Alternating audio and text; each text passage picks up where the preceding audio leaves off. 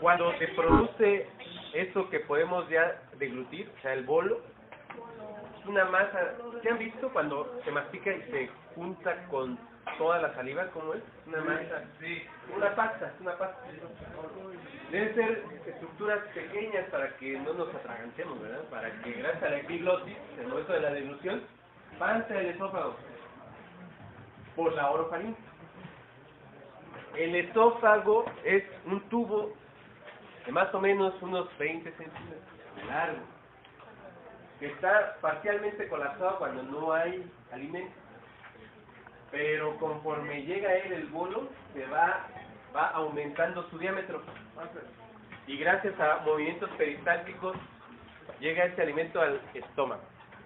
¿Cómo es el esófago? Bueno, tiene diversas porciones. En el interior de este tubo hay epitelio plano estratificado, no queratinizado.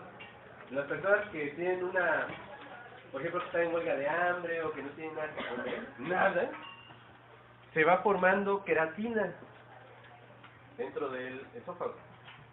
Por eso, después de una huelga de hambre, es poco recomendable que le den un chorro de alimentos a estas personas. ¿Por qué? Porque no pueden tragarlo, no puede llegar al estómago, por la gran cantidad de queratina que existe ahí. Bueno, entonces el epitelio que cubre el interior del esófago es epitelio plano estratificado, no queratinizado. Debajo de esta hay una estructura que se llama submucosa, es tejido conjuntivo. Incluso en la porción superior del esófago, en paladar. Este esquema, vamos a ver, es una representación de las capas que está construyendo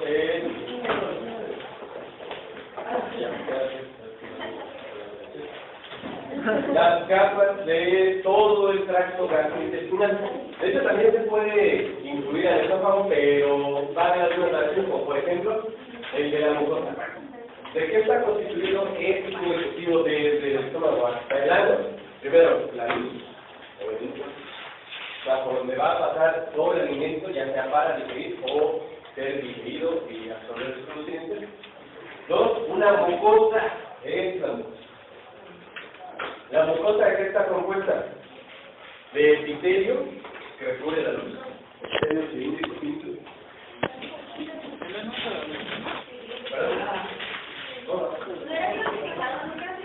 En el esófago, sí.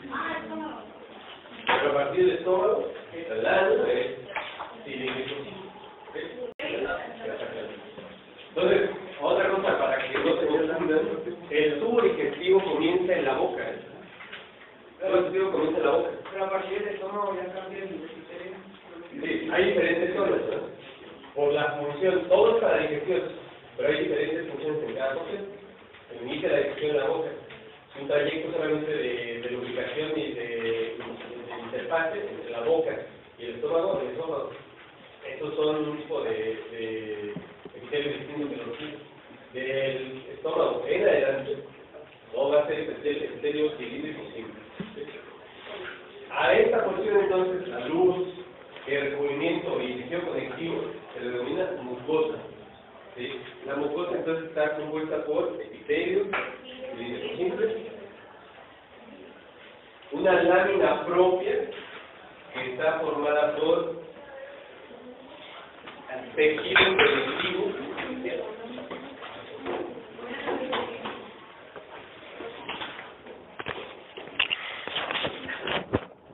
tejido muscular liso, inmediatamente debajo de la lámina propia, que se llama muscular de la mucosa.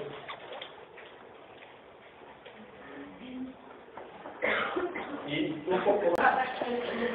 Debajo de la mucosa se encuentra un tejido que se llama submucosa, que es el tejido conectivo. ¿Sí? Vamos a encontrar glándulas, está muy vascularizado, claro. Va a haber también vasos linfáticos. Y debajo de esta, o en la parte casi externa, va a haber capas de músculo liso. Esto se les conoce como capas musculares o capas musculares. ¿Sí? La longitudinal externa y la circular interna. ¿Sí? Son dos capas musculares. Eso se explica ¿Qué órgano está en el tubo? Por último, lo que va a organizar todo ese tubo puede estar conformado por tejido conectivo y tejido adiposo. A este le conoce como serosa y adventicia o adventicia, que es dependiendo de la zona en la que se encuentra. Si es intraperitoneal, se llama serosa; si es mesoperitoneal o extraperitoneal, se conoce como adventicia. Eso no tiene mayor problema. Solamente lo importante es que conozcan que está conformado por tejido conectivo. Sería bueno que ya dejaran de buscar años.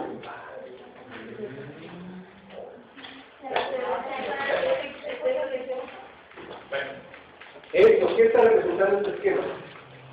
El trayecto que va desde el estómago hasta el ano. Son exactamente, o casi exactamente las mismas estructuras que la componen. Va a haber algunas diferencias, ¿sí? Que en alguna parte hay una capa oblicua más de la muscular externa, que si aquí hay más glándulas o células que califormes, si hay más células de absorción. Es lo único que va a variar, ¿okay? ¿Sí? Entonces, es exactamente lo mismo. Solamente un esquema para representar el tubo o el tracto gástrico. Y igual desde donde termina el estómago hasta donde llega, hasta el ano. Con sus diferencias. De hecho, a partir del estómago. Desde el estómago.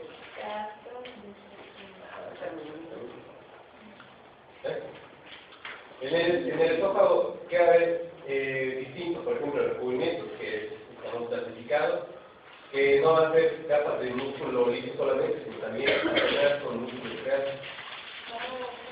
¿Sí? ¿Y el externo no se sabe en la interna o la externa? Por ejemplo, este es un corte. El recubrimiento es epitelio, cilíndrico, que estamos clasificados sin queratina, una queratina es la luz por los pasos del alimento. Aquí tiene también una lámina propia. Hay músculo liso, pero también en otras posiciones cerca de la superficie de músculo externo cerca de la bolsa. ¿Sí? Pero este es otro. Ahí también van a haber algunas glándulas de secreción para lubricar el alimento. Entonces, cuando llega al estómago, ¿sí? Por medio de un esfínter es como una compuerta, ¿sí? De hecho, sus bocas se pueden llamar también esfínter. Es una compuerta que va a permitir entradas o salidas de cualquier cosa. Incluso, por ejemplo, también del estómago va a permitir la entrada de ese alimento al estómago. ¿Para qué? Para que se empiece a desnaturalizar en su totalidad y se pueda digerir, sea más fácil digerir.